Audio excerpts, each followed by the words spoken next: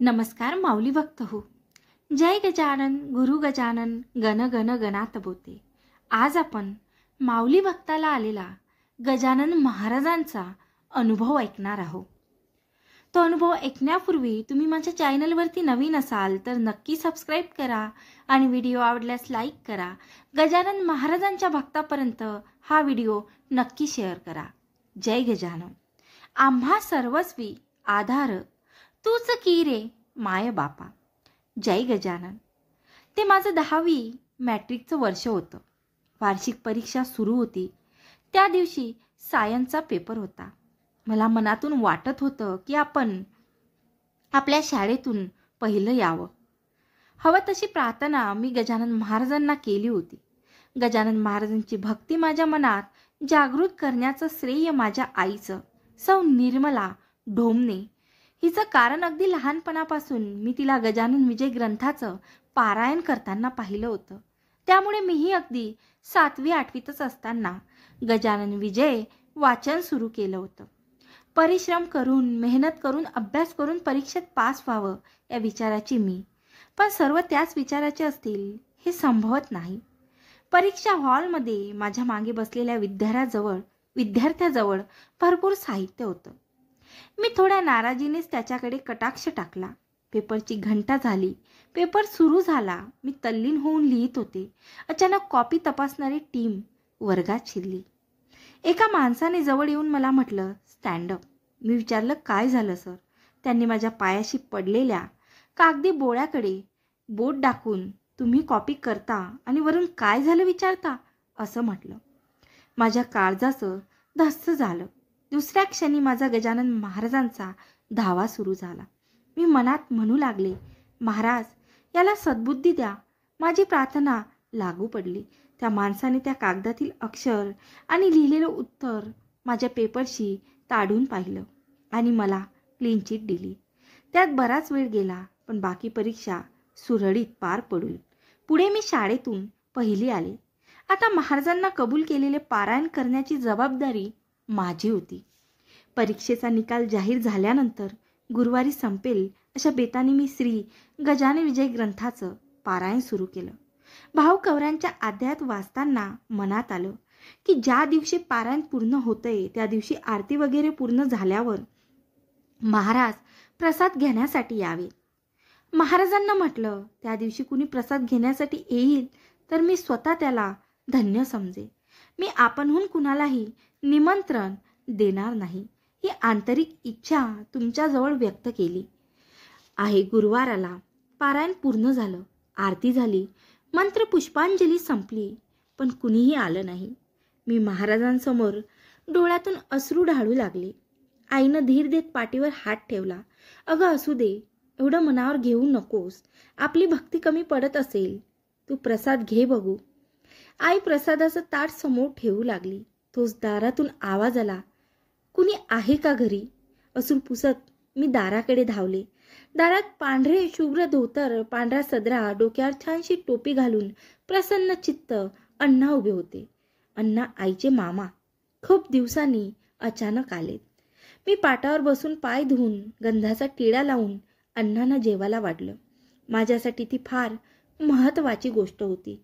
या सर्व गोष्टीबाबत कधी कधी मनात विचार येतो की अगदी लहान सहान अडचणीत वारंवार महाराजांना साथ घालावी का? मग दुसरं मन समजावतं, संकट ते संकटच असतं, लहान किंवा मोठं नसतं. ते टळतं तेव्हा त्याचे काय दूरगामी परिणाम झाले असते याची कल्पनाही करवत नाही. आणि दुसरं असं की प्रत्येक वेळी तुम्ही महाराजांच्या अनुसंधानात राहाल तर प्रत्येक क्षणी तुम्हाला महाराजांची आठवण येत राहील. मी शाळेत असतानाचा एक प्रसंग मला आठवतो. आम्ही तेव्हा रामटेकला राहत असू. त्या रात्रीची ती गोष्ट. आमच्याकडे आईची आत्या, जिला आम्ही जीजी म्हणत असू, राहायला आली होती. जीजी मच्छरदाणीत झोपली होती आणि रात्री लाईट गेली. मच्छरदाणीच्या बाजूला भिंतीला टॉर्च ठेवला होता. टॉर्च काढण्यासाठी चाच पडत आमचे बाबा त्या दिशेने समोर गेले.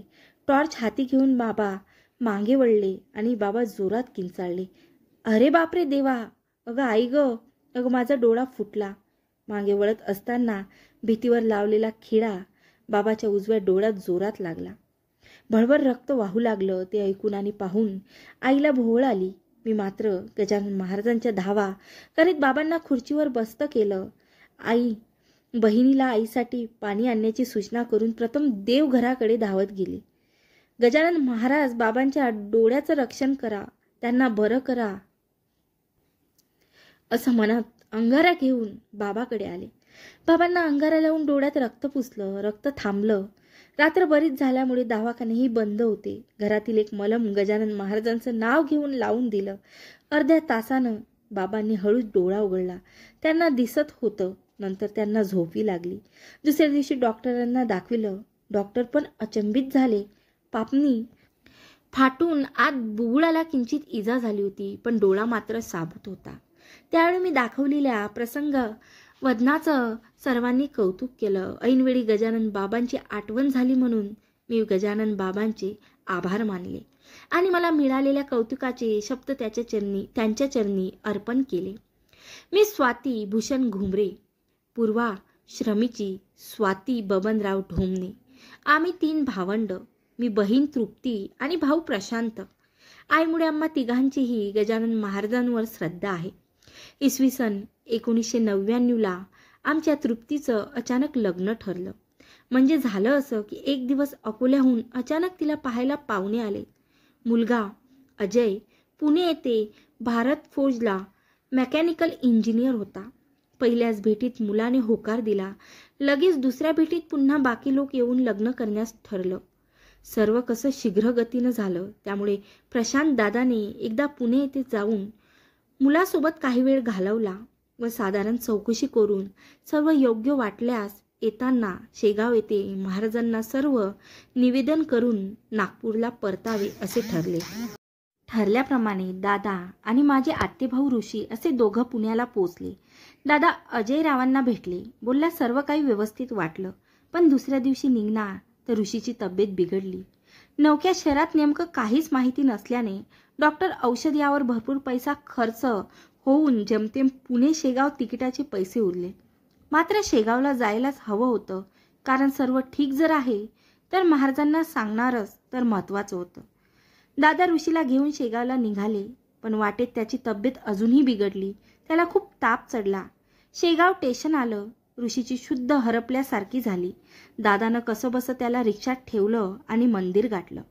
मंदिरात तेव्हाचं स्वरूप वेगळं होतं, त्यामुळे बाहेर बाकड्यावर त्याला ठेवून दादाने महाराजांचे दर्शन घेतले. महाराजांसमोर दादाला अश्रू आवरेना. दादा दर्शन घेऊन बाहेर आला. आता दादासमोर ऋषीची तब्येत, जेवण, परतीचं तिकीट, डॉक्टर, कुठे जायचं, काय करायचं असे सगळे प्रश्न उभे होते. रडत रडत दादा मंदिराकडे पाहत होता आणि मनोभावे महाराजांकडे न कळत मदतीची याचना करीत होता. तेवढ्यात एका गृहस्थांनी दादाच्या खांद्यावर हात ठेवला. म्हणाले, काय झालं बाळा, कसली चिंता करतोस? दादानं त्याच्याकडे पाहिलं. एक उंच रुबाबदार पण प्रेमळ व्यक्तिमत्व बाजूला उभं होतं. पुढे ते म्हणाले, तुझ्या भावाला बरे नाही का? कुठे आहे तू? तुझ्याजवळ पैसे नाहीत का? घाबरू नको, मी मदत करीन तुला. ते ऐकून दादाला अजूनच रडायला आलं. दादाने त्याला विचारलं, तुम्हाला हे कसं काय माहीत? त्यावर ते म्हणाले, मी प्रवासात होतो, तुला पाहत होतो, पण ते महत्त्वाचं नाही. तू गजानन महाराजांच्या दर्शनासाठी आला आहेस ना, मग ते घेतील तुझी काळजी. चल डॉक्टराकडे जाऊ. नंतर त्या गृहस्थांनी डॉक्टराकडे नेऊन ऋषीची तब्येत तपासायला लावून डॉक्टरांशी बोलून दादाला जेवायला घालून दुसऱ्या दिवशीचे 2 तिकीटं काढून दिली. शिवाय काही पैसे दादाच्या खिशात ठेवले. दादा त्यांना म्हणाला, तुमचे उपकार मी कधीच विसरणार नाही, पण तुमचं नाव काय, कुठे असता, मी तुमचे पैसे परत करीन. त्यावर ते बोलले, अरे अडचणीच्या वेळी माणसाला मदत करायची नाही तर कधी करायची? गजाननाच्या दारात आहो तर सर्व चिंता तोच वाहील ना. माझं नाव आचार्य, मी सासवडला असतो, आलाच कधी तर ये, असं म्हणून ते निघून गेले. पुढे दादा नागपूरला परतला. महाराजांच्या कृपेने लग्न व्यवस्थित पार पडलं. आज इतक्या वर्षात अनेक वेळा चौकशी करूनही आचार्य कोण ते कळू शकलं नाही. पण या सर्व प्रसंगामधून आम्हा सर्व भावंडाची महाराजांच्या चरणी असलेली निष्ठा अधिक दृढ झाली.